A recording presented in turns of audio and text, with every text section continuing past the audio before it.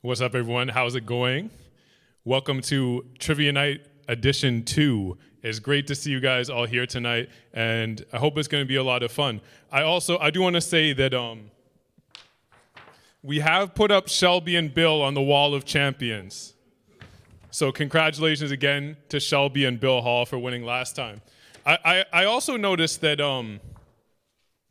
Team Emily made quite a move to recruit Shelby and Bill to join their team, which seems like a bit of a power play, almost reminiscent of when the Miami Heat recruited LeBron James to join their team. So they're trying to come for the championship, but I think it'll be very competitive. So we're just going to get into the format for tonight, which unfortunately I actually don't have in front of me, but there should be a slide about it that's going to have all the rules. But basically how it's going to work is there's going to be 5 rounds of 10 questions each. At the end of each round, we will take up the answers, at which time you will all have the opportunity to enter your scores into the score sheet that has been linked in the chat and just make sure everything's good. If there's a tie at the end of the round, we will have a tiebreaker question to decide the prize. And at the end of the night, we're going to add up all the scores and see who the overall winner is. So, for the round 1 prize, it's very exciting, but unfortunately, due to some of my odd tastes, I won't be able to do it justice. So James is actually going to come and talk about the round 1 prize.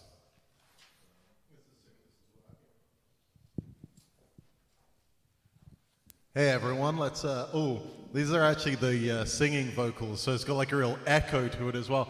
Yeah, so the prize for this round is fresh baked bread by Kim Miller. And because Jeff is an idiot, he doesn't like bread. I love bread, but I can say without question, this is the best bread that I've ever eaten. So this is a really serious prize that Jeff couldn't possibly do justice. But I'm going to say, if you try hard in any round, try hard in this one. Yes, I will be honest. The best bread sounds like a bit of an oxymoron to me. However, it is very exciting, and thank you so much to the Millers for donating this prize. I think it's great, and obviously, people who like bread will probably enjoy it a lot. So, with all that being said... Oh, right. Oh, I'm so sorry. Yes, also for tonight, we have a suggested donation of $10. It goes towards our community youth and young adult program, which is for youth from Toronto Community Housing community nearby that I work in, which is really exciting. I will talk a little bit more about that later, but I believe there are links. The best way to donate is by e-transfer, which should be on the slide. Another way to donate is on Canada Helps. So if you are able and you can donate, that's great. So, are we good to move on to the first category? Okay. Category 1 is going to be Valentine's Day. Valentine's Day is coming up. It's very exciting. It's probably a little bit different this year due to coronavirus, but it is coming up on Sunday. So we're gonna stick with the Valentine's theme, and that's going to be the first category of the night. Also, I guess I didn't mention this before. Once I ask the question, you'll have around 20 seconds to answer each question before I start the next one. So let's get started. Question number 1. Every year, many people send Valentines to this Italian city that are addressed to Juliet, as in the Juliet from Romeo and Juliet. So what is the Italian city that people are sending Valentines to?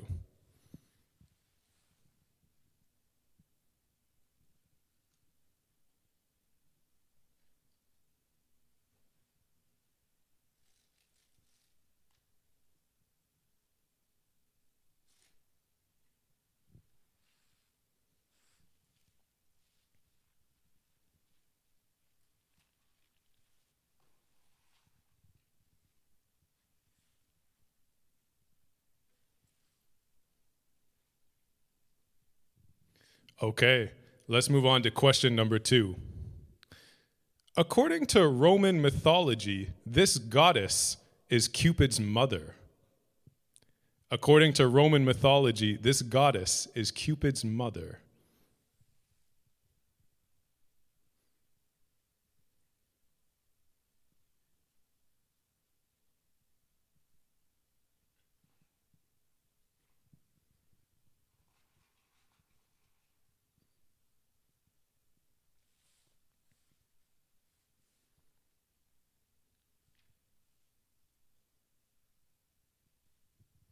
Okay, let's go on to question number 3. These countries celebrate Friendship Day on February 14th. Now, there are a few of them. Naming one will be sufficient. Just name one of the countries that celebrates Friendship Day on February 14th. It's much more inclusive.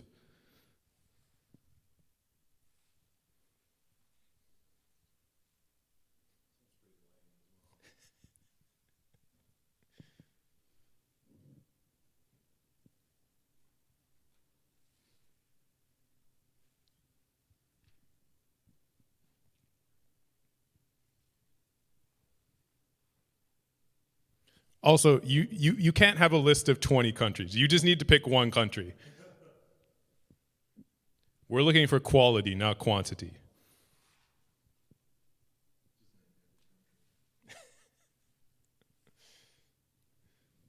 Okay, let's go on to number 4. The number of cards given out on Valentine's Day is surpassed by only this occasion. So when are there more cards given out than on Valentine's Day?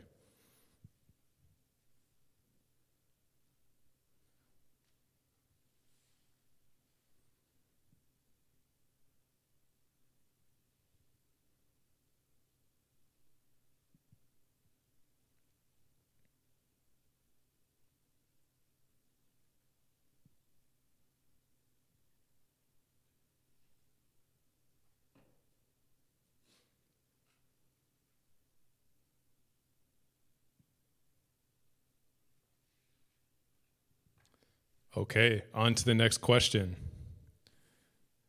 According to Shakespeare's A Midsummer Night's Dream, a book some of us may have read in high school, but according to Shakespeare's A Midsummer Night's Dream, Cupid is described as not having this sense.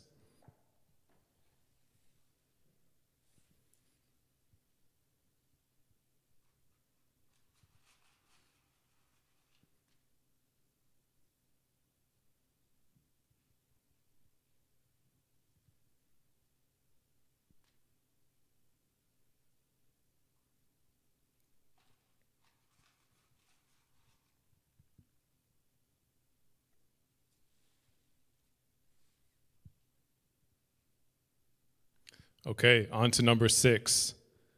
This world-changing invention was patented on Valentine's Day, 1876.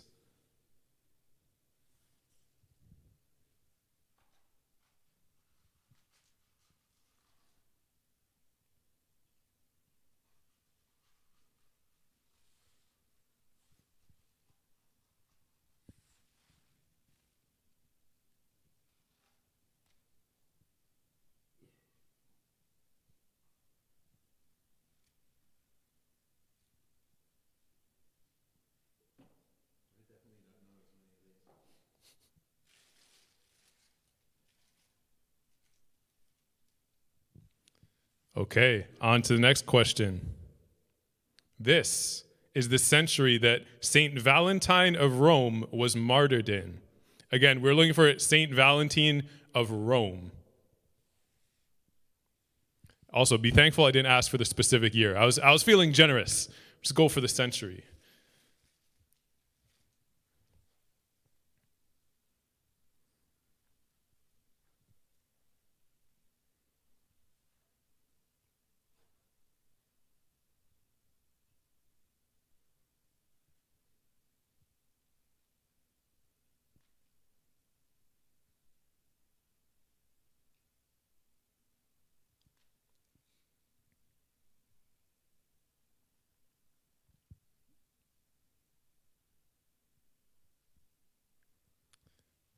Okay, on to question number 8.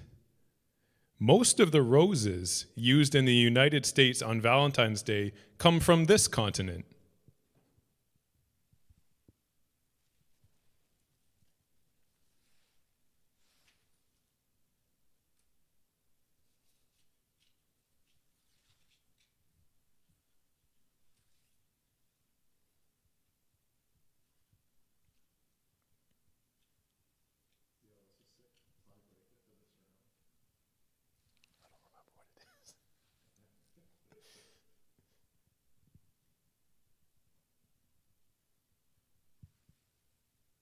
Okay. Number 9. In 1929, this infamous individual is alleged to have plotted the St. Valentine's Day Massacre in Chicago. In 1929, this infamous individual is alleged to have plotted the St. Valentine's Day Massacre in Chicago.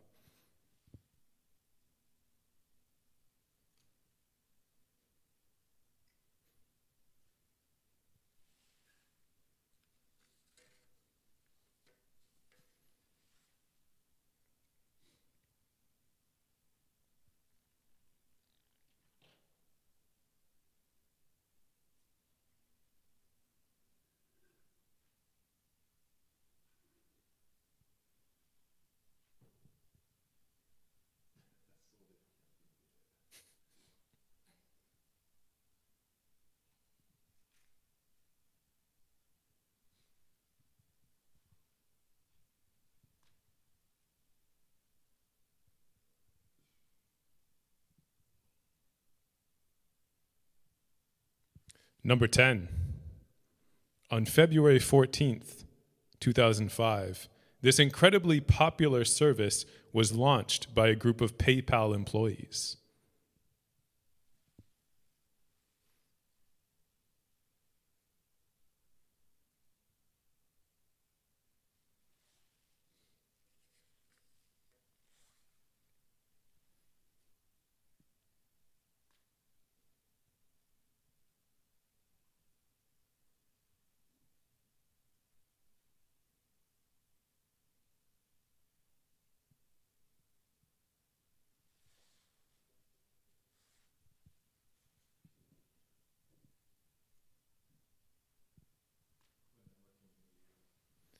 Okay, we are now going to take up the questions. Number 1, every year many people send Valentines to this Italian city addressed to Juliet, as in the one from Romeo and Juliet. The city that people are sending them to is Verona. And I have to say, sending a Valentine's to a fictional deceased character who is definitely romantically interested in someone else has to be one of the oddest traditions I've witnessed. But it's what people do, so. Number 2, according to Roman mythology, this goddess is Cupid's mother. The goddess is Venus, and Venus is known as the goddess of love. And actually, Cupid's alleged father, Mars, is the god of war. Number 3, these countries celebrate Friendship Day on February 14th. So you just need one of these countries. The countries are Ecuador, Mexico, Venezuela, Finland, and Estonia. Now, Ecuador, Mexico, and Venezuela celebrate Valentine's on the same day, while Finland and Estonia just completely replaced it. They got rid of it. Number 4, the number of cards given out on Valentine's Day is surpassed by only this occasion. The occasion is Christmas. Also, apparently, teachers actually receive the most Valentine's cards out of anyone. I'm not sure how reliable that fact is because pets were also listed in the top group after children, mothers, and wives. According to Shakespeare's A Midsummer Night's Dream, Cupid is described as not having this sense. The sense is sight. And I really believe in celebrating the capabilities of people who are differently abled, but I'm really not sure about a blind person shooting arrows. Doesn't seem like the best idea. Number 6, this world-changing invention was patented on Valentine's Day, 1876, was the telephone. Alexander Graham Bell was the first to patent the telephone. However, there's some controversy as to whether Bell stole the invention from Elisha Gray, who filed a patent caveat on the same day.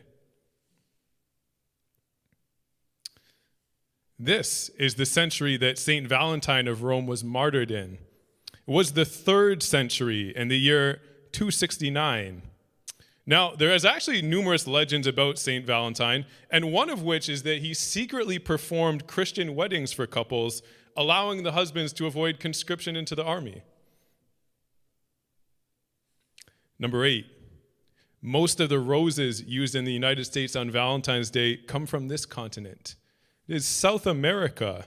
And actually, the number of roses you give someone apparently has a lot of meaning behind it. One rose means that they are the only one. But giving more roses generally means that you love the person more or something like that, which sort of seems like one of the unfortunate messages of capitalism and consumerism.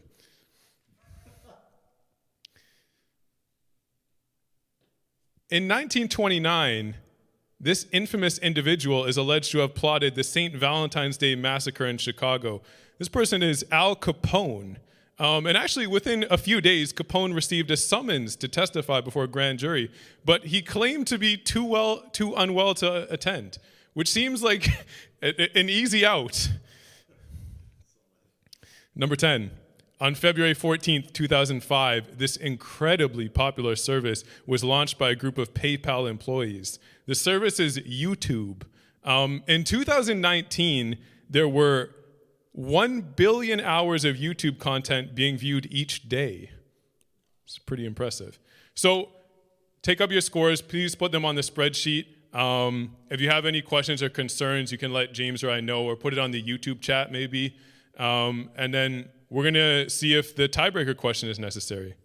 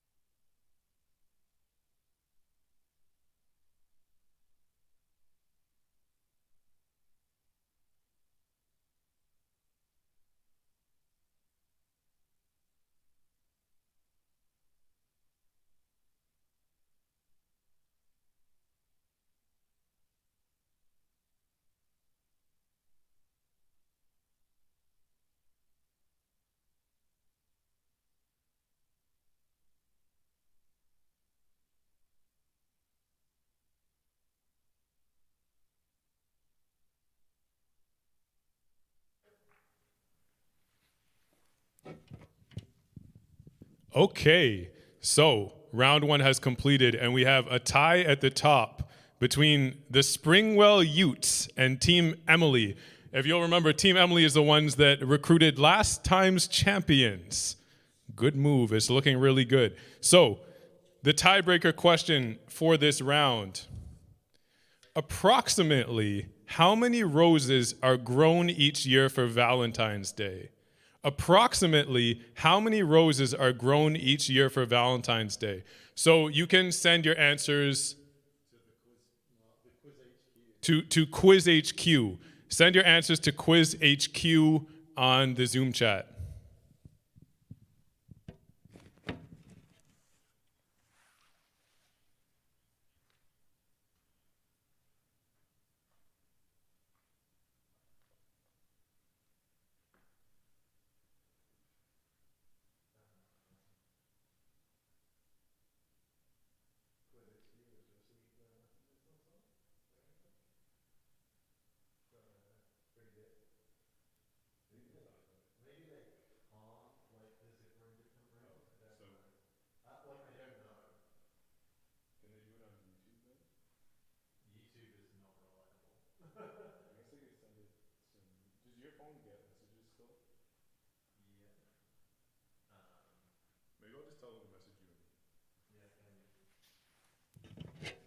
If you are unable to send messages to Quiz HQ, you can just message James or I.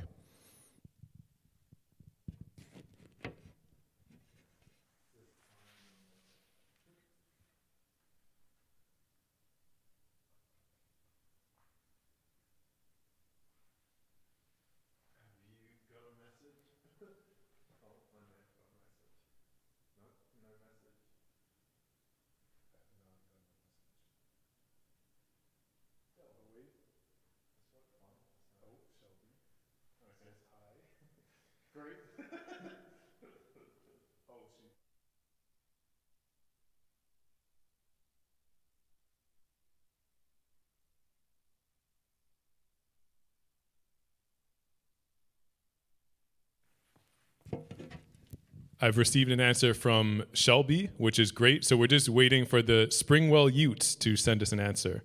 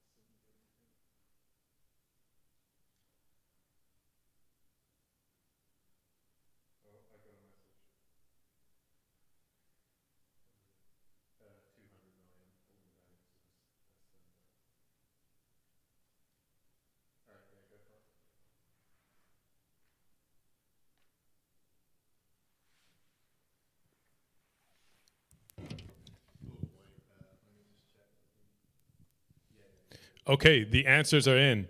The Springwell Utes have said their guess is 200 million, and Team Emily, who have credited their math to Bill Ryan, have guessed 720 million roses. The correct answer is 224 million. So the Springwell Utes, someone from your team, will win the baked bread. And to be clear, the baked bread, you're going to have to decide one household on your team that wins. So someone will get it. So great job to the Springwell Utes. Unfortunately, Bill Ryan's math couldn't quite come through, but it's okay. And we're going to move on to the second round. Now, the prize for this round is assorted camping gear.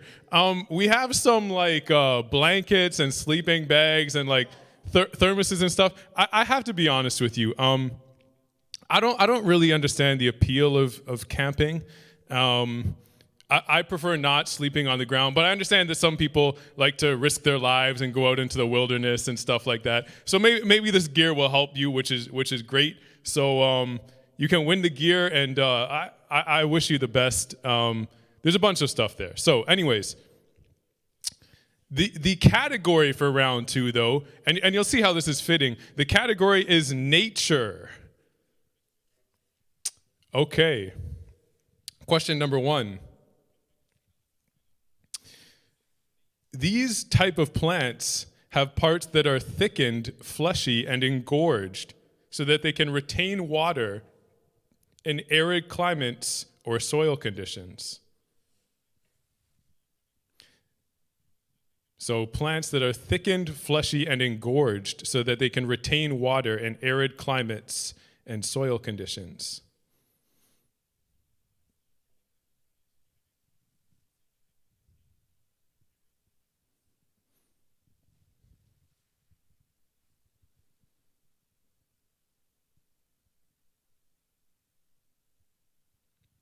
Again, we're looking for a broader category for this question.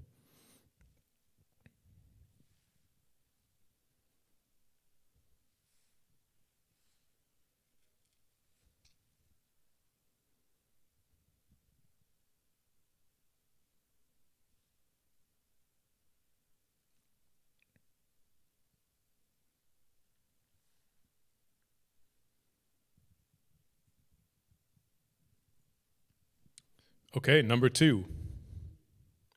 This is a mixed woodland grassland ecosystem in which trees are spread out enough that sunlight is able to reach the ground to support the growth of grass.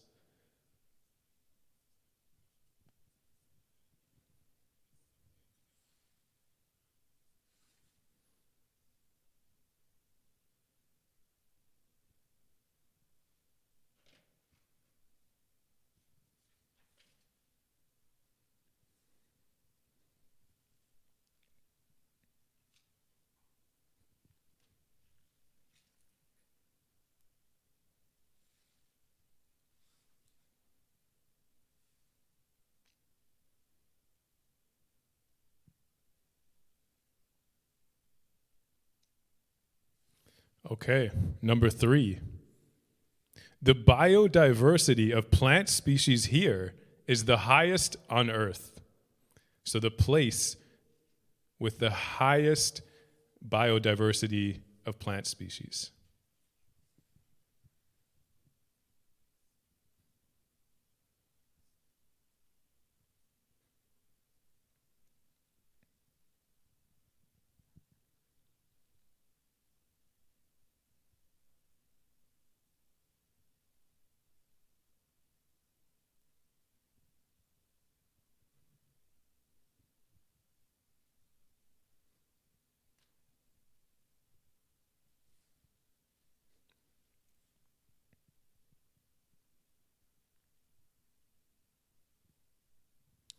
Number four, in 17th century Holland, this flower, which is a member of the lily family, was considered to be worth more than gold and silver. Gardening must have been very profitable.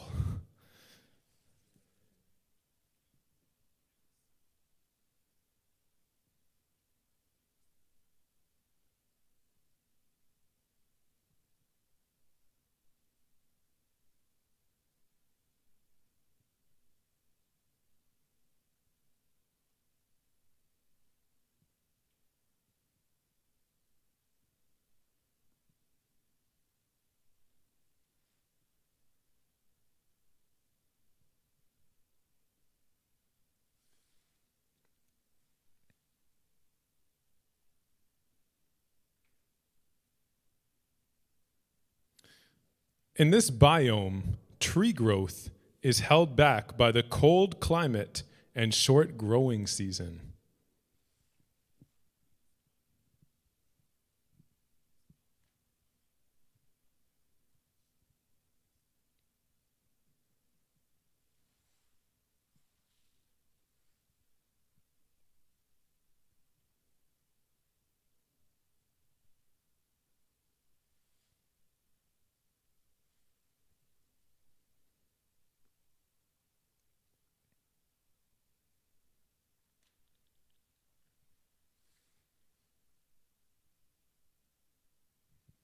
Number six, This geographical region in Africa is home to the second largest terrestrial mammal migration in the world.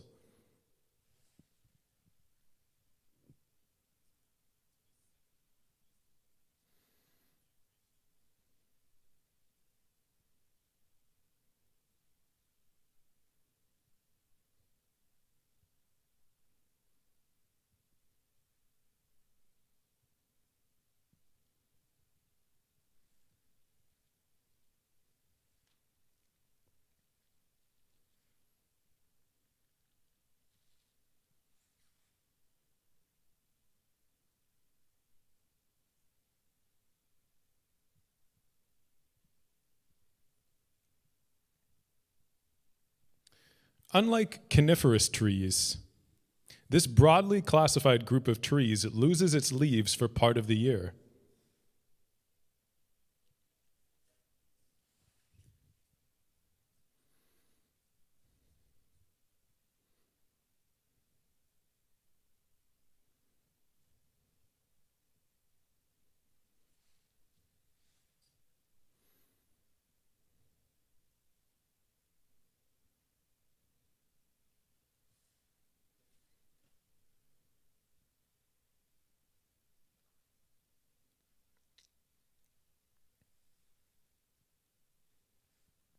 Number 8, this flowering perennial plant is usually tall and is noted for its heliotropism.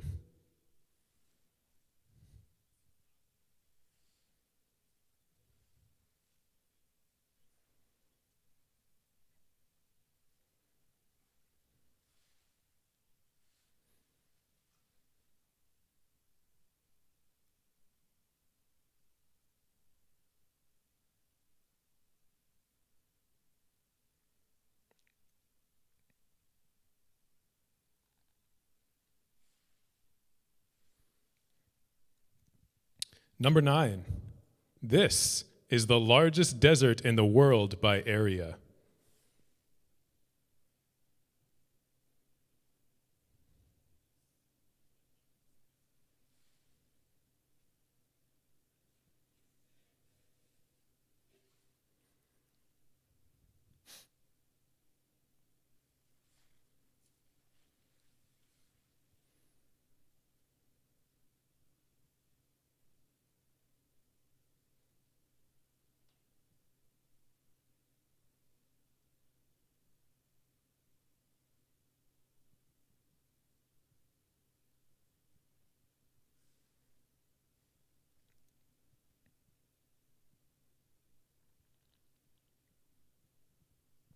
Number 10, built by billions of tiny organisms, this is the world's biggest single structure that is made by living organisms.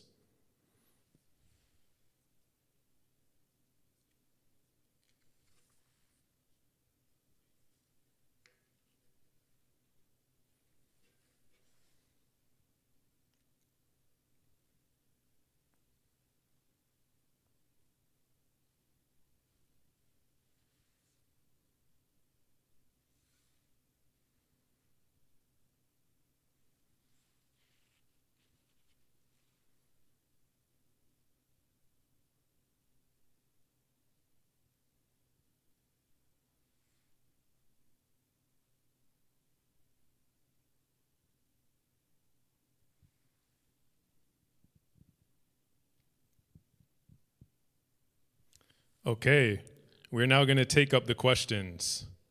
You good, James? Great. Okay, number 1. This group of plants has parts that are thickened, fleshy, and engorged so that they can retain water in arid climates and soil conditions. The answer we are looking for is succulents. For cactus, I will give you half a point. It is a type of succulent, but we really want succulents. That's how you get the full point.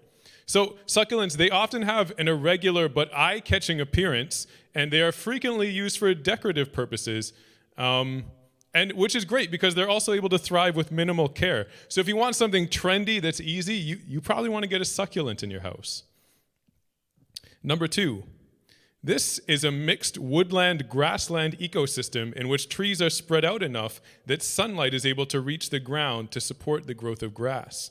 It is a savanna, and savannas are also characterized by a seasonal water availability. Number 3, the biodiversity of plant species here is the highest on Earth. It is the Amazon rainforest. James got that one right. So, a 2001 study actually found that a quarter square kilometer of rainforest can support more than 1,100 tree species. Also, apparently more than 56% of the dust fertilizing the Amazon actually comes from northern Chad, which is in Africa. So it blows across the ocean, and conservation of the rainforest has become a very important issue. Number 4, in 17th century Holland, this flower, which is a member of the lily family, was considered to be worth more than gold and silver.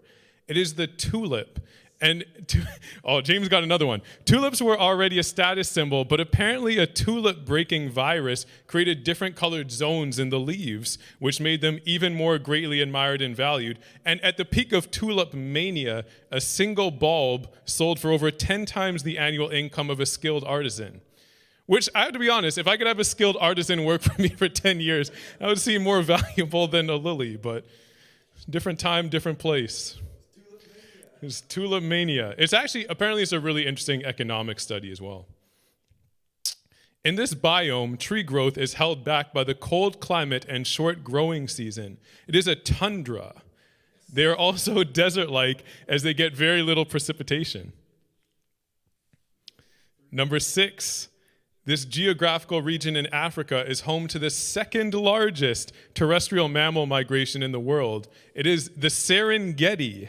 1.7 million wildebeest move in a circular pattern based on the availability of grazing in this incredible phenomenon. And I have to be honest, it actually kind of makes me miss the pre-COVID TTC and rush hour. Kind of miss those crowds and everyone moving to somewhere. Unlike coniferous trees, this broadly classified group of trees loses its leaves for part of the year. I feel like I may pronounce this wrong, so I'm sorry. Deciduous. There are actually two types of deciduous forests. Temperate ones lose their leaves due to change in temperature, and tropical ones drop their leaves during periods of drought in order to conserve water. Number 8, this flowering perennial plant is usually tall and is noted for its heliotropism. It is the sunflower. Sunflowers tilt during the day to face the sun, but they stop once they begin blooming. Number 9, this is the largest desert in the world by area. It is the Antarctic Desert, which covers about 14 million kilometers squared. The Sahara Desert is second, and it covers about 9.2 million kilometers squared.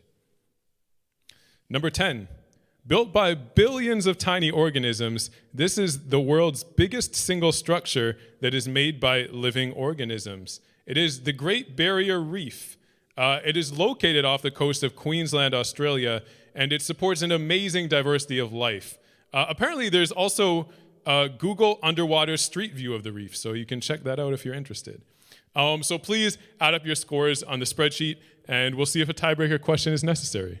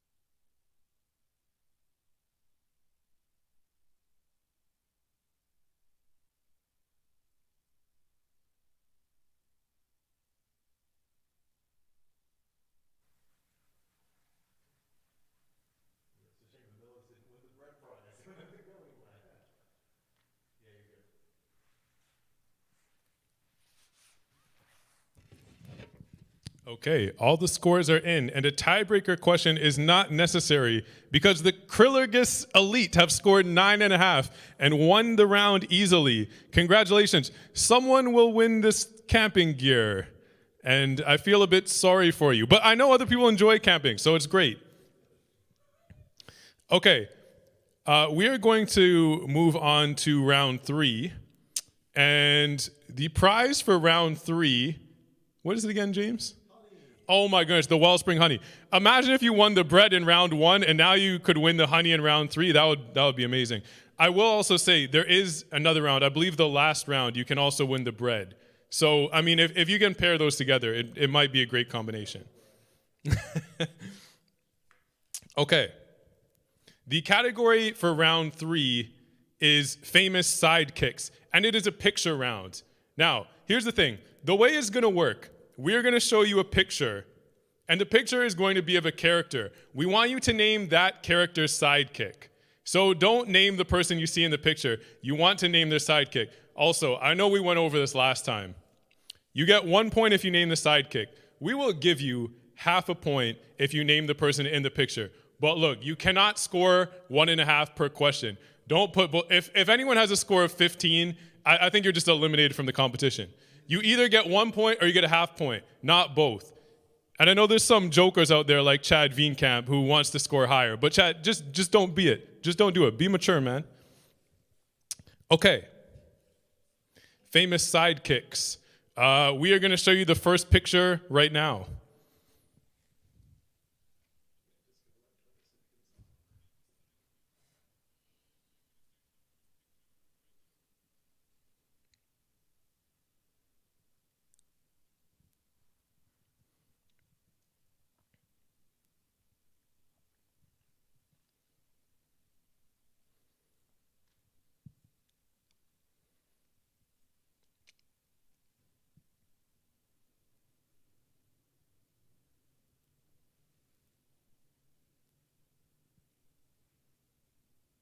Okay, let's show you picture number 2.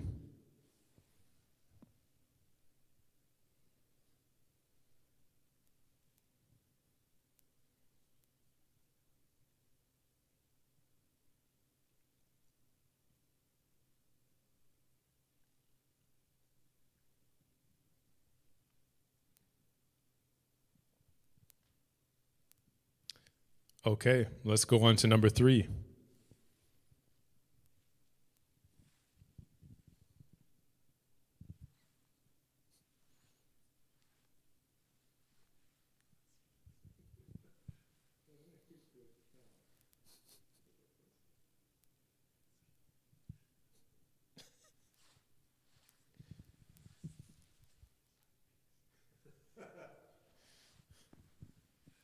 Okay, let's go to number 4.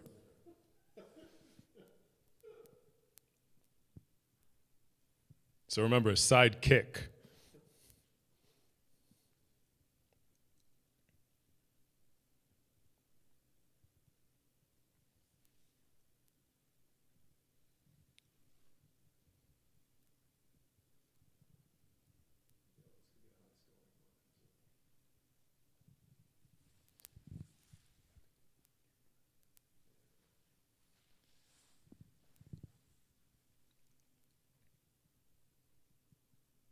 Okay, let's go to the next one.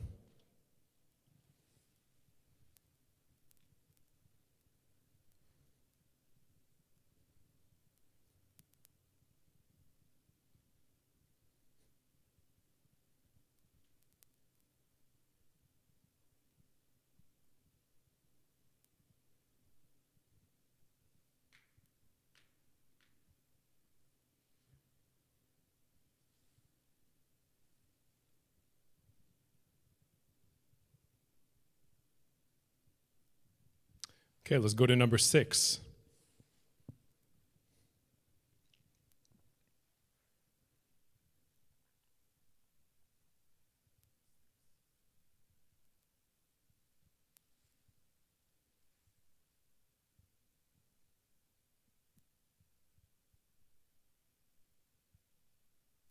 Let's go to the next one.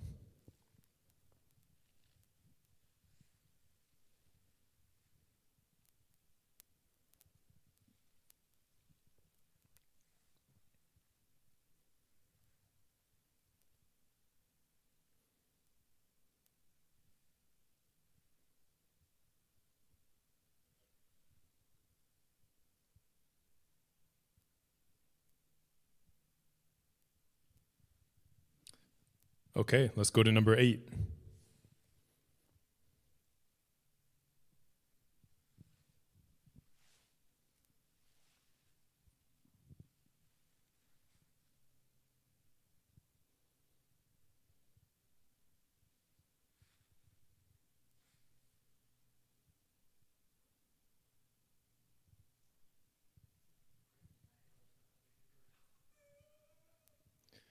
And on to number 9.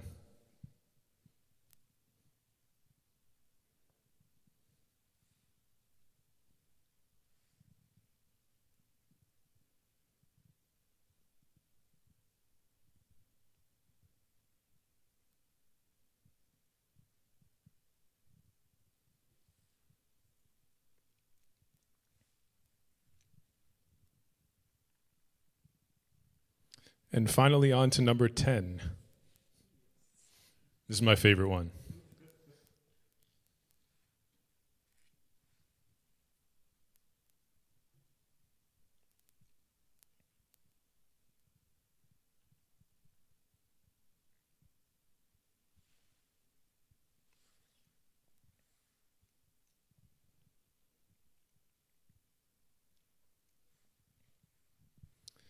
Okay, we are now going to take up the picture round.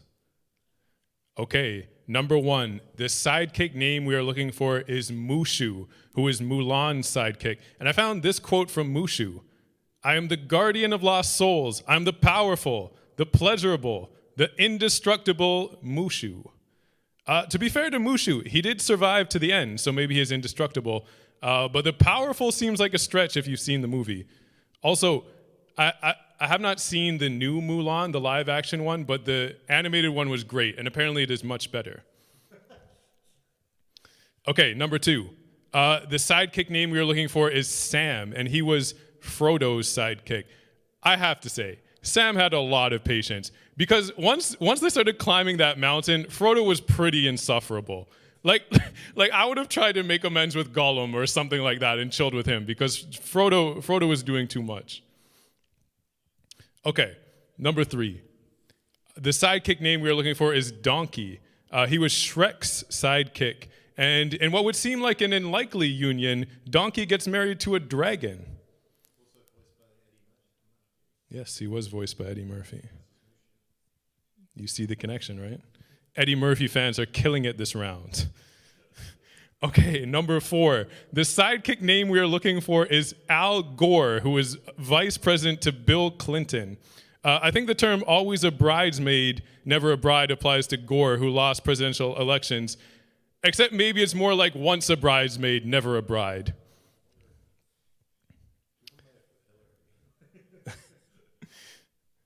I hope they didn't put Hillary. Okay, on to the next one. The sidekick name we are looking for is Morty. He's the sidekick to Rick, and apparently Morty cancels out Rick's genius. Number 6, the sidekick name we are looking for is Dwight. He is the sidekick to Michael Scott. Dwight really came a long way from when he was trying to cancel everyone's healthcare. I feel like by the end of the show, he's quite a well-liked character. Next one, the sidekick name we are looking for is Dr. Watson, who is the sidekick to Sherlock Holmes. Apparently, Watson sometimes tries to solve crimes on his own, but with limited success. Number 8, Dory. And I was glad Dory was in it, because unfortunately, there's not a lot of female sidekicks that I came across while researching, which is really too bad. Dory was helping out Marlin, and she was actually so popular that she got her own film in 2016, which I think kind of sets the bar for sidekicks. Number 9, the sidekick name, I will accept either one of these, Timon and Pumbaa. They're helping out Simba, and Timon and Pumbaa have actually made it into both of the quiz nights so far, so take note. They're like the Eddie Murphy of this round. Okay, on to number 10. The sidekick name we are looking for is Jazz. He is Will Smith's sidekick. I think the best Jazz moment is when he goes to testify in court for Will's fender bender, and the judge asks for him to give his account, to which Jazz responds, "I can't. The bank closed it." Okay, so please add up your scores on the spreadsheet and we will see if the tiebreaker question is necessary.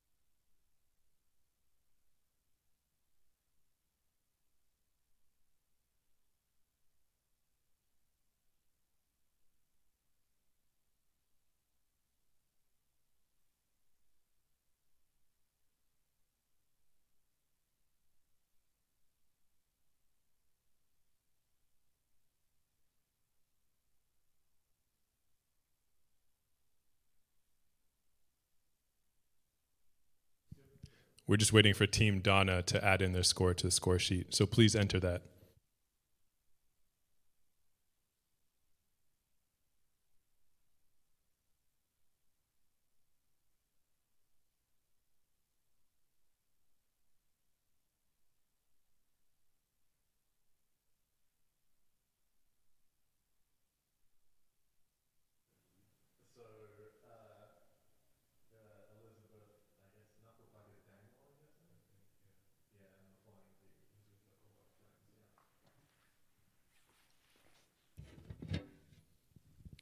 Okay, so we have a three-way tie between Team Elizabeth, Team Knucklepuck, and the Flying V. So, the tiebreaker question for this round, the closest to the answer will win. How much box office money did The Lion King gross? How much box office money did The Lion King gross? Please send your answers to James or to myself. That's how we're doing it now, right, James? Great.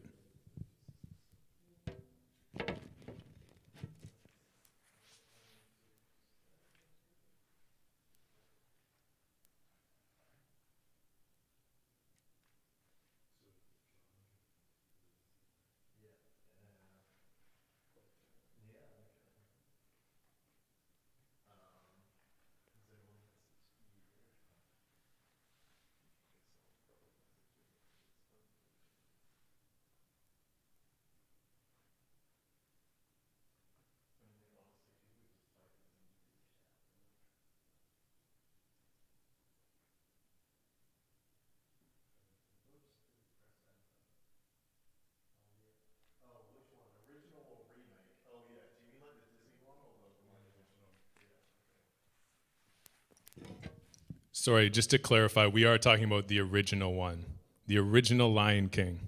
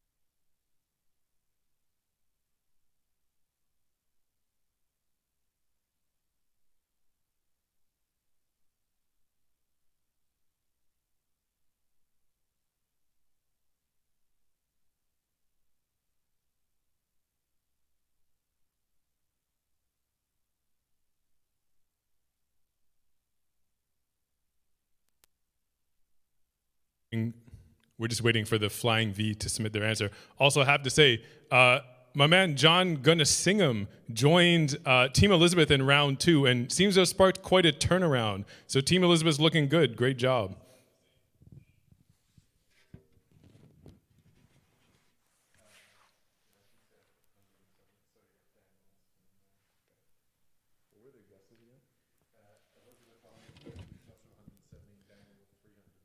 Okay, so the guesses were, I think Elizabeth's team guessed 150 million, Josh's team guessed 170 million, and sorry, the Flying V guessed 100. They guessed 170 million. Yes, and then the team about punching, knuckle punch or something like that, they guessed 370 million. I have to tell you, if you added up all these answers, they still would not equal the amount that the Lion King grossed, as it was just over 1 billion, I believe 1.084 billion. So the winner will be the knuckle punch team. Is that what it's called, James? Knuckle something. So you guys win. Congratulations. You got, what was the prize again? The honey. The honey. So you guys will win the honey. Congratulations. So I'm just going to give a very quick word about the Community Youth and Young Adult program that we're raising funds for tonight. I think a lot of you heard the update that I gave at Wellspring recently, or even at the last trivia night. So I'll just say a couple things I'm excited for in the time coming up is just to provide some more employment opportunities for some of the youth from Toronto Community Housing that are involved in the program, because I think it's a really good leadership and experience opportunity for them, and also to make money. And we're able to get them connected with some really exciting projects, I think, whether working with kids or with refugees, or hopefully in stuff that can apply to fields that could be relevant to their career as well. So we're really excited for that, and to hopefully get into that more when COVID allows it. So I'm really excited about that and the stuff that we have going on at the church with that. If you would like to know anything more about the program or want to talk about it, I would be very happy to do that. Just let me know. Okay, we are going to move on to round 4. The prize for this round, I actually think this is a pretty nice prize. It's yeah, it's a Blue Jays cooler pack. I can show it to you later. It's pretty big, but it seems like a pretty nice prize, to be honest. So it's worth playing for, as were all the other prizes.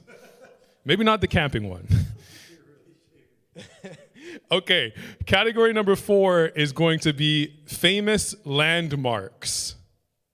Famous landmarks. Okay, number 1. This landmark was originally commissioned to house the tomb of Shah Jahan's favorite wife.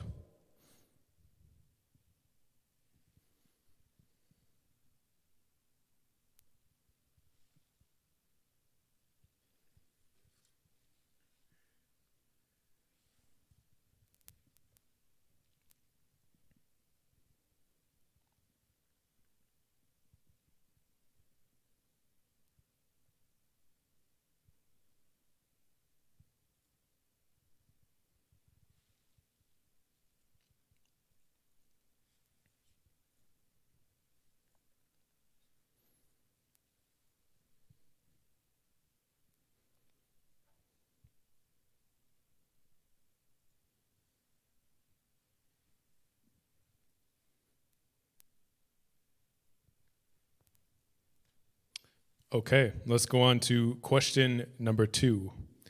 This tower was the first to reach a height over 300 meters and remains standing to this day despite the fact it was supposed to be deconstructed shortly after its construction.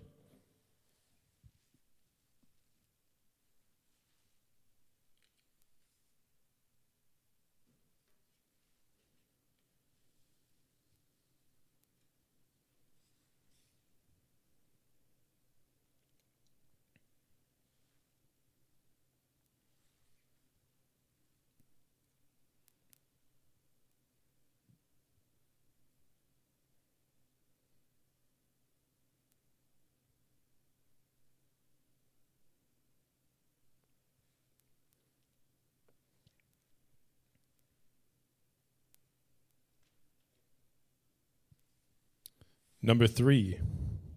This is the oldest of the 7 wonders of the world and the only one still largely intact.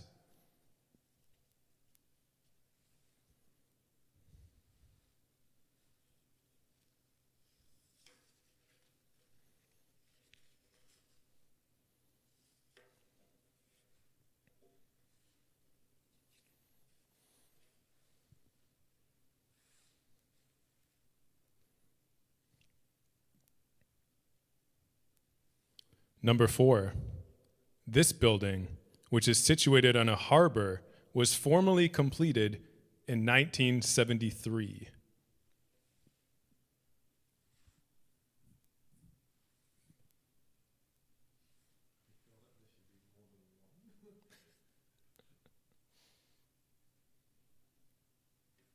James points out there should be more than one. Remember, we're looking for a significant landmark.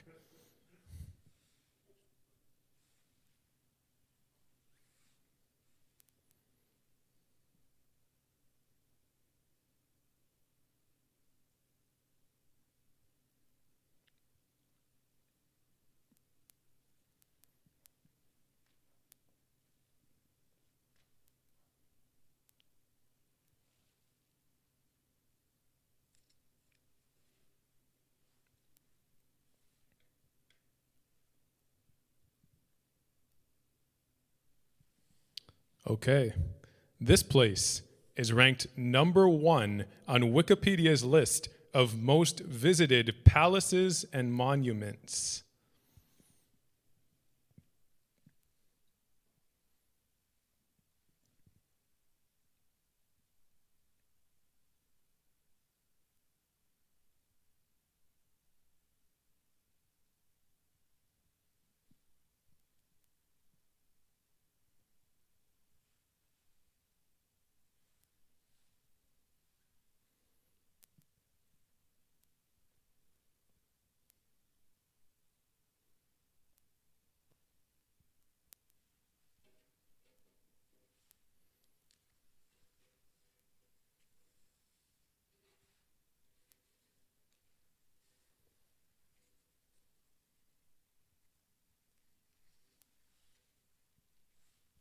Number 6. This symbol of parliamentary democracy was completed in 1859, and it has been under renovation since 2017.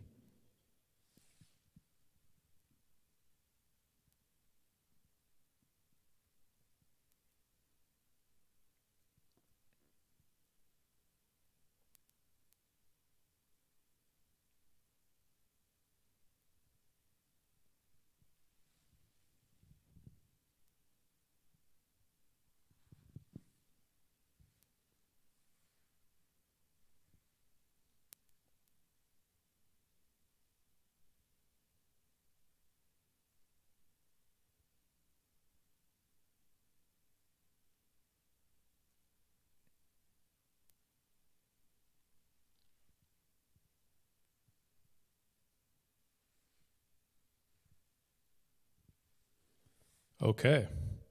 This statue towers over Rio de Janeiro.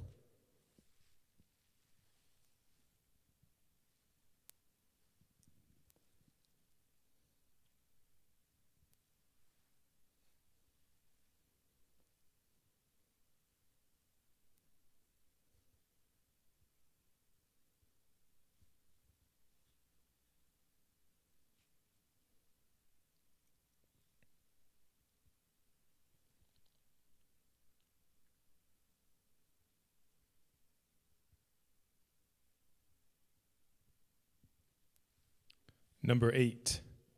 The Guinness Book of World Records lists this as the largest church in the world by area.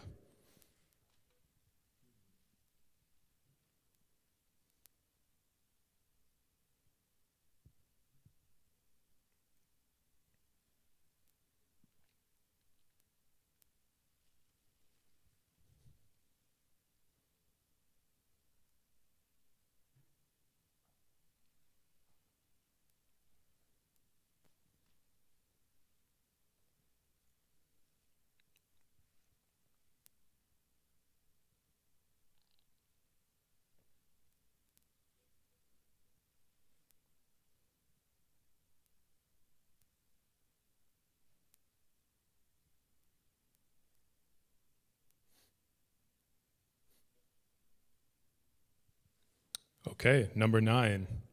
This famous landmark was a gift from the people of France to the people of the United States.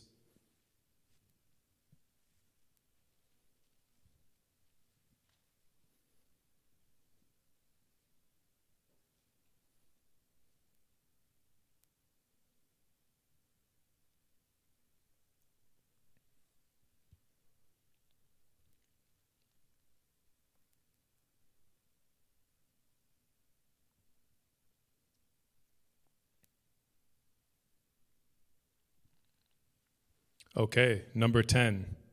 This structure was declared one of the modern 7 wonders of the world in 1995, at which point in time it was the tallest freestanding structure in the world.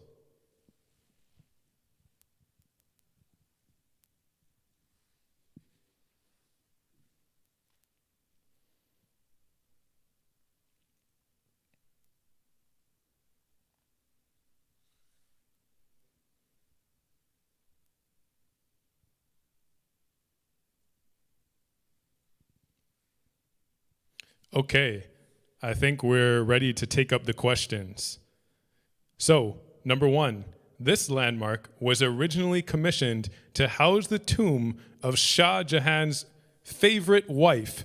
I also feel as though the term favorite wife is a lot less romantic than Shah Jahan may have hoped.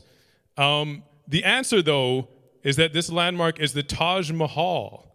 Mumtaz Mahal is the woman who it was built for, and the building was built during the 17th century, and apparently it employed around 20,000 artisans.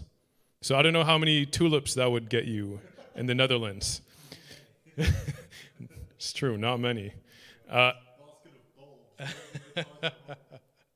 Okay, number 2. This tower was the first to reach a height over 300 meters and remains standing to this day, despite the fact it was supposed to be deconstructed shortly after its construction. The answer is the Eiffel Tower. It was initially constructed as the entrance to the World's Fair, and it was almost scrapped in 1909, except for the fact that city officials recognized it as its value as a radio telegraph station. It was also almost destroyed during World War II, but they decided not to do that. Number 3, this is the oldest of the 7 wonders of the world and the only one still largely intact. It is the Pyramid of Giza. It remained the tallest man-made structure in the world for over 3,800 years. To put that in perspective, since it was passed as the tallest building, the longest that a building has held that title is 238 years. So to have built the tallest building for 3,800 years is quite a remarkable achievement. Number 4, this building, situated on a harbor, was formally completed in 1973. It is the Sydney Opera House, and actually the architect of the project resigned in the midst of the project over differences with the government. They still managed to complete it. Okay. This place is ranked number 1 on Wikipedia's list of most visited palaces and monuments. It is the Forbidden City in Beijing. It is also considered to be the most valuable piece of real estate anywhere in the world, with its estimated value at $70 billion. Number 6, this symbol of parliamentary democracy was completed in 1859, and it has been under renovation since 2017. It is the Big Ben clock. And the decision to silence the bells during this construction, which was done to protect the hearing of the workers, was actually met with heavy criticism from some politicians, which seems a little insensitive. Another brilliant choice by the British government. Yep. Okay. The next one. This statue towers over Rio de Janeiro. It is Christ the Redeemer. A 1998 Ronaldo commercial, the soccer player Ronaldo, a 1998 Ronaldo commercial that replaced the Christ the Redeemer statue with Ronaldo's outstretched hands goal celebration was actually quite controversial with the Catholic Church. They didn't appreciate it. Number 8, the Guinness Book of World Records lists this as the largest church in the world by area. It is the Basilica of Our Lady of Peace in Yamoussoukro, Ivory Coast.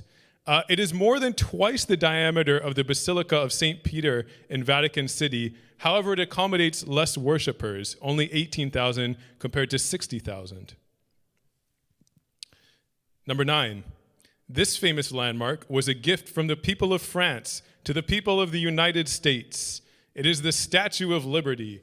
And despite the empowerment that the statue may suggest, there were only 2 women permitted to attend the dedication ceremony on account of the fear that women might be injured in the large crowds of people, which seems crazy. Number 10. This structure was declared one of the modern 7 wonders of the world in 1995, at which point in time it was the tallest freestanding structure in the world. I had to do this to shout out the 6 and do it for Toronto. It is the CN Tower, and many of us have seen the lighting of the CN Tower, as it will change based on certain holidays. And they also actually have a period of decreased lighting from March to June and September to December to accommodate bird migration. So please enter your answers onto the score sheet, and we'll see if the tiebreaker question is necessary.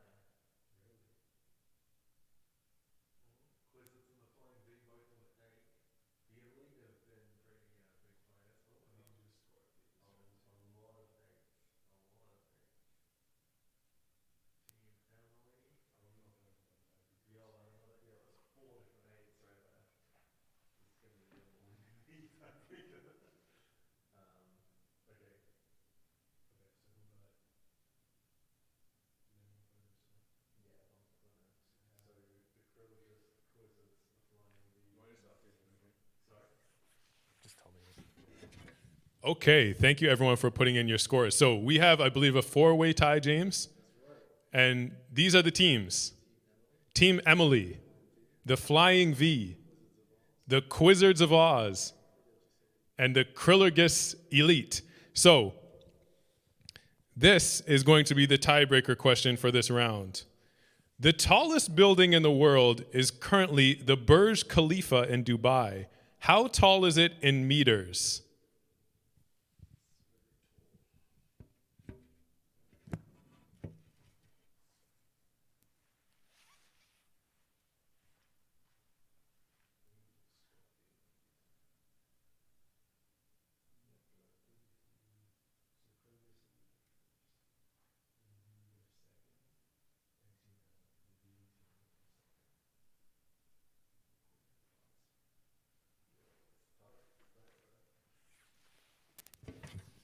Just to give a quick score update, it seems that the Krillergus Elite are currently in first place with 33 points, but they are closely followed by the Flying V and Team Emily, who have 32 points, and I believe the Quizzards of Oz have 31. So it's very tightly contested. James, is there anyone else sort of in that range?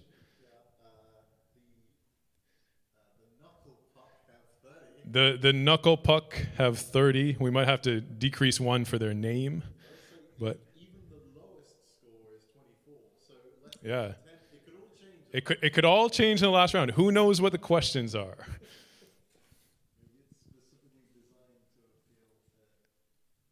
So just a reminder again to those teams that are doing the tiebreaker question, please send your answer to James or I.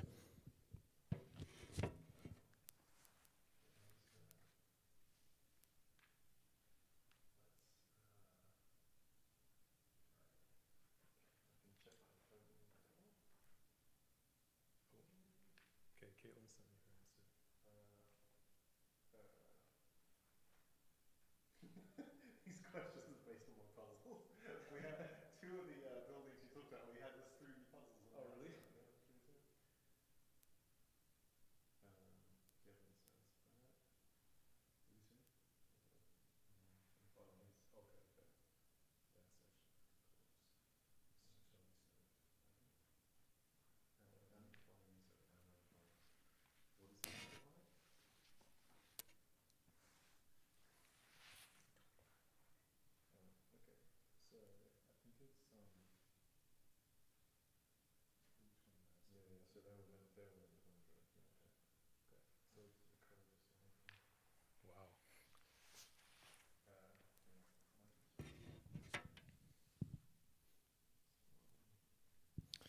Okay, so the tiebreaker is complete.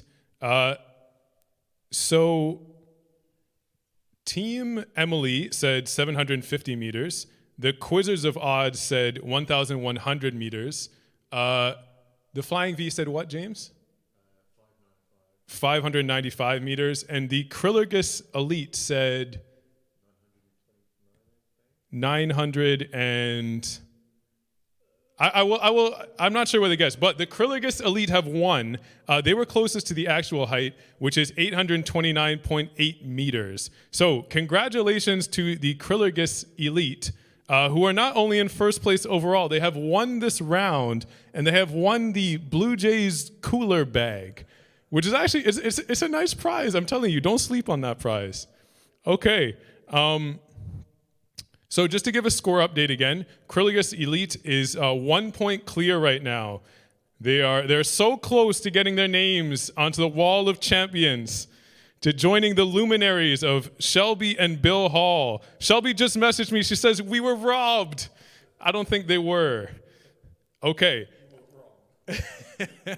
Okay. So just to update, yes, the Krillergus Elite is in first place. We have the Flying V and the Quizzards of Oz, is it, James, who are in second? Oh, sorry. The Flying V and Team Emily are in second with 32, just 1 point behind. And the Quizzards of Oz are at 31 points. So close. All the teams are close.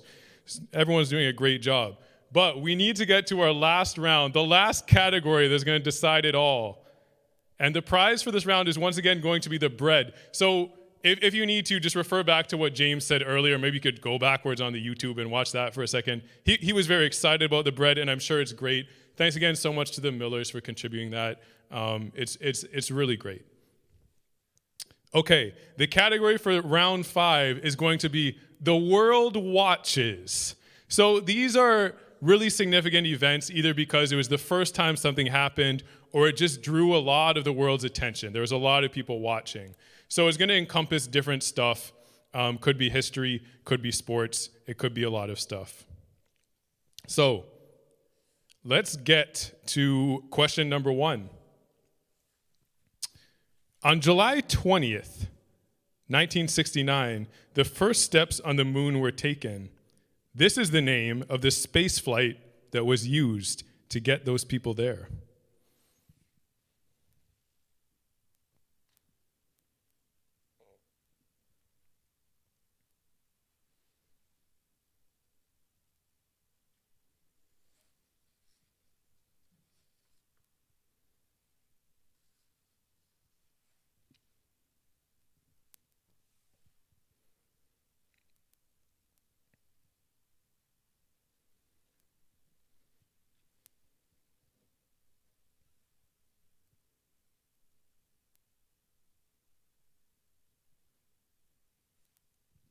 Okay, number 2. In 1975, in what was known as the Thrilla in Manila, these two combatants squared off for the 3rd time in a classic boxing match that was viewed by 1 billion people worldwide. Now, we will give you half a point if you know one of the boxers and 1 full point if you know both of them. So we're looking for their names. Who competed in the Thrilla in Manila?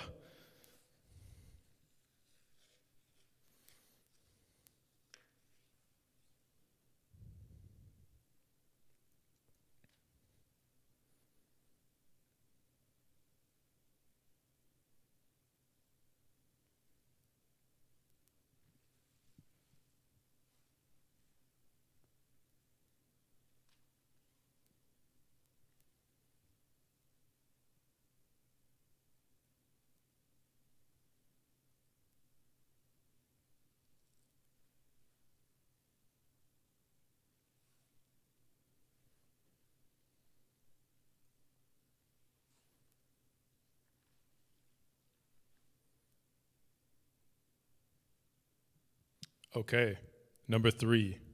On January 21st, 1976, commercial passengers were able to travel at speeds faster than the speed of sound for the first time in this jet.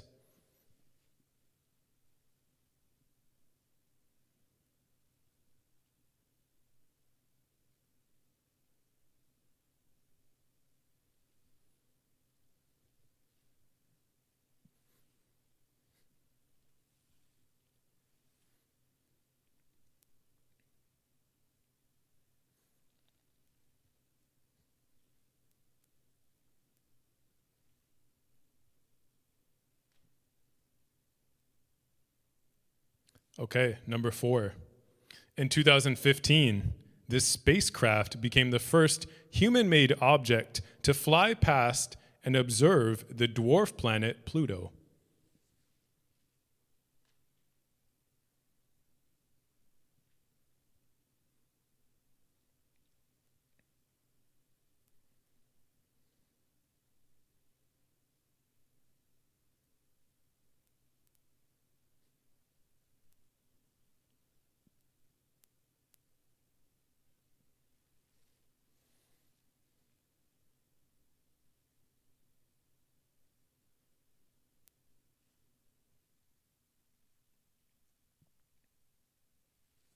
Okay. Announced in 1946, ENIAC was the world's first digital what?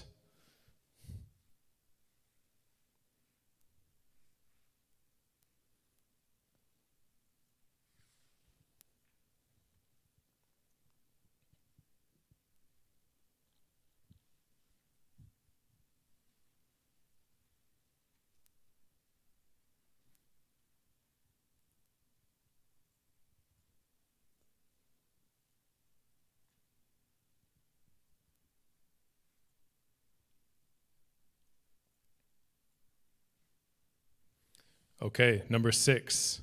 In July 2009, this event drew 2 billion viewers worldwide.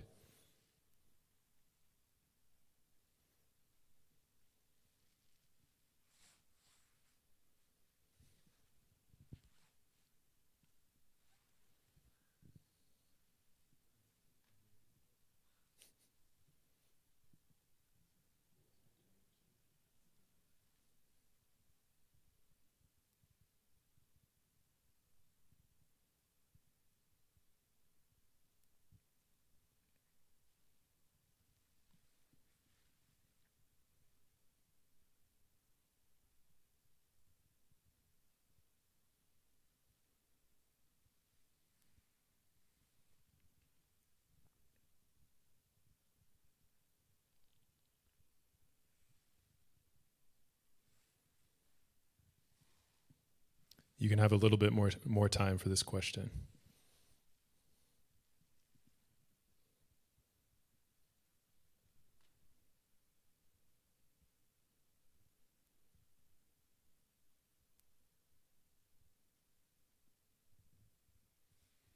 I know everyone's just trying to remember what was happening in July 2009, what they were doing.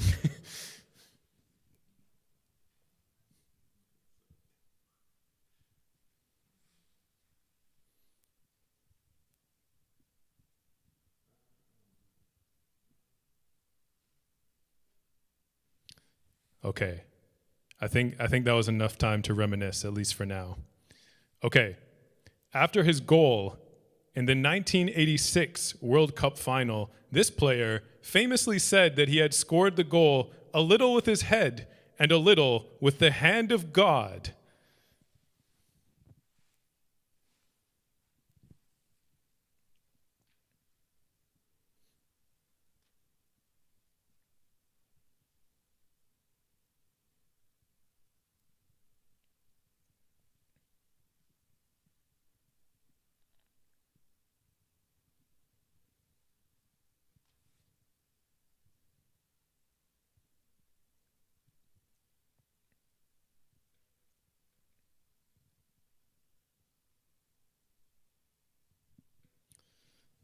Okay, number 8. This May 2018 event was viewed by nearly 2 billion people worldwide. May 2018.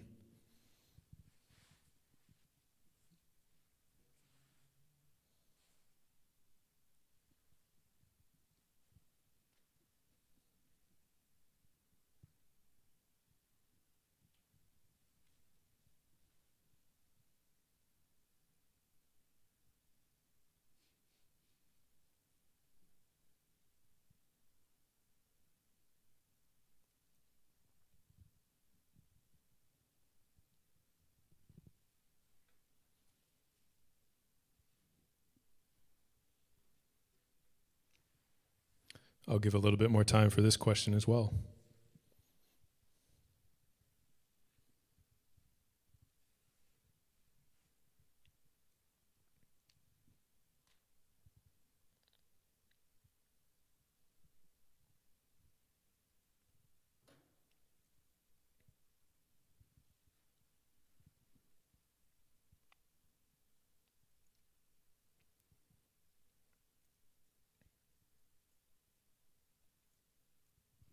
Okay, on to question number 9. The economist John Maynard Keynes described this treaty as a Carthaginian peace, which is essentially a brutal peace which is achieved by crushing the other side. Oh, I'm sorry, James has corrected me. Thank you, James. Carthaginian.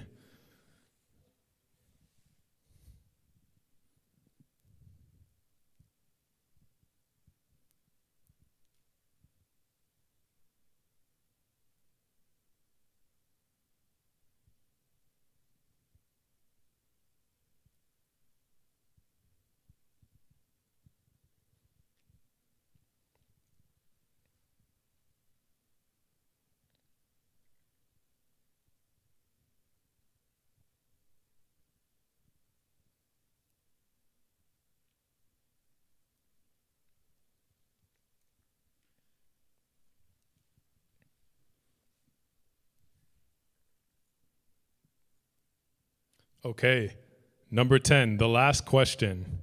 This person, who is the leading scorer of the famed U.S. basketball dream team in 1992, famously said about their first Olympic opponent, "I don't know anything about Angola, but Angola's in trouble." So we're looking for the person who said that.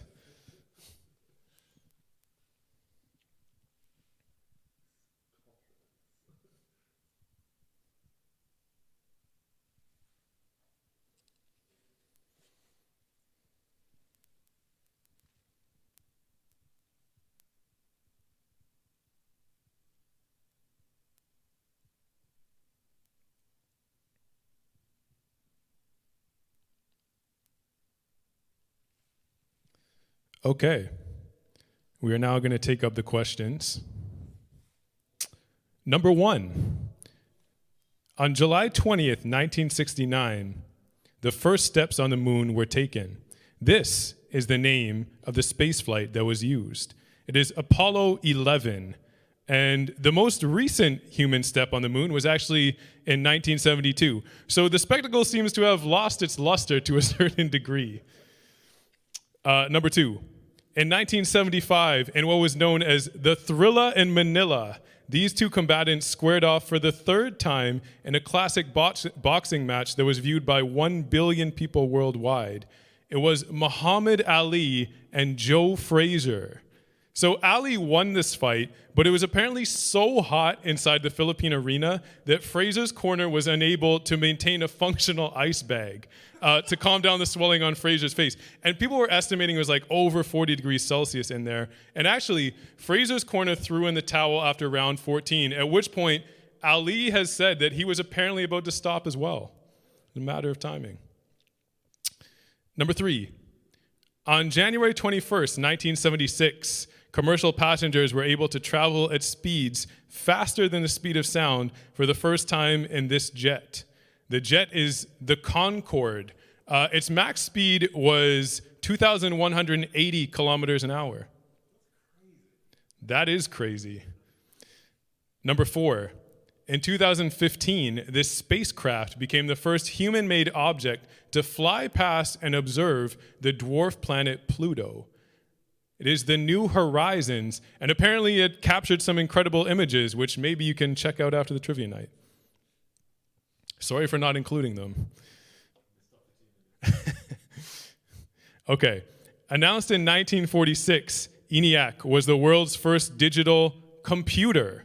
The total cost in construction was about $487,000, which is equivalent to over $7 million today. So it makes what we're paying for computers seem a bit less bad.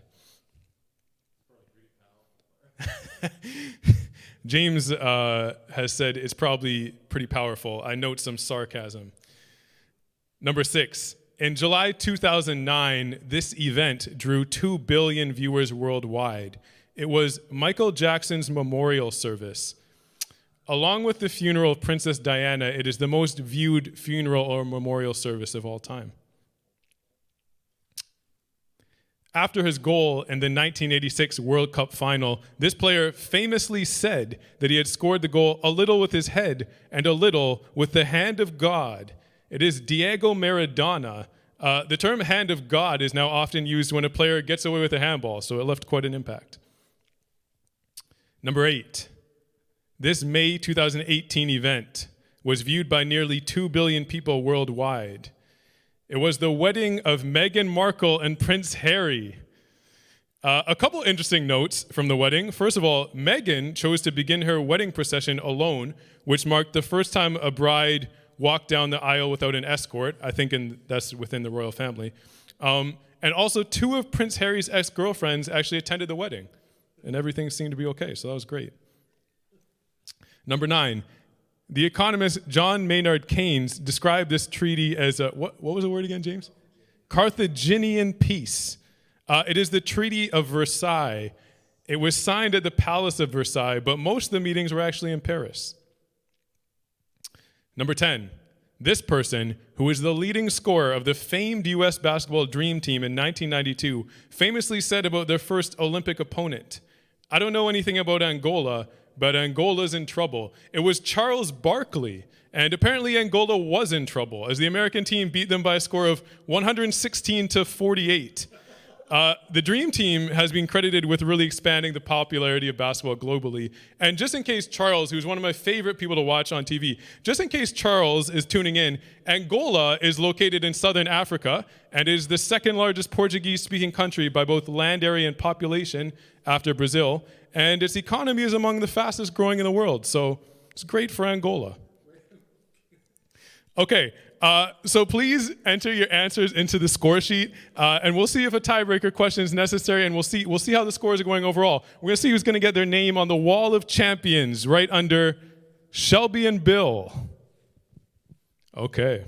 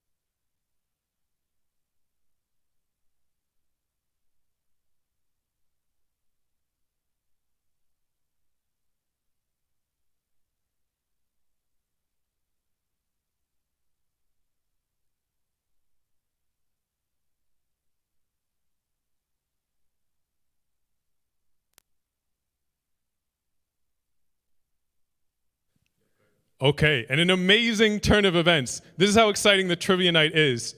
The Quizzards of Oz have staged an amazing comeback and won not only that round and the prize of bread, but they have also won the whole event. The Quizzards of Oz, a team of Caitlin Ryan, Lizzie Yee, Pruffle, Sarah, and Adam, I'm sorry I don't know your last name, have won. And you guys will get your names on the wall of champions. So big congratulations to you guys. The tiebreaker question wasn't even necessary. We were going to ask you guys what the Dream Team's average margin of victory at the 1992 Olympics was, but we don't even need to do that. So big congratulations. James, who came second? Do you just want to update me so we can? Kriller just elite by half a point, came in second place. They're also close to winning last time. James, who else was near the top of the leaderboard? 38. Team Emily came in third place with 38 points. So great performance by them too. I think all the scores look good again. Thank you guys so much for participating. I hope it was a good time. I hope at some point to do another trivia night again, but it's been really fun. And I just want to thank you guys so much for supporting the program. Yeah, and just a big thank you again, both to James, who was doing all the technology here, and to Caitlin Ryan, who set up all the donation stuff and promoting the event, did so much. I'm happy she won. So a big congratulations to that team again, and I hope you guys all have a great night.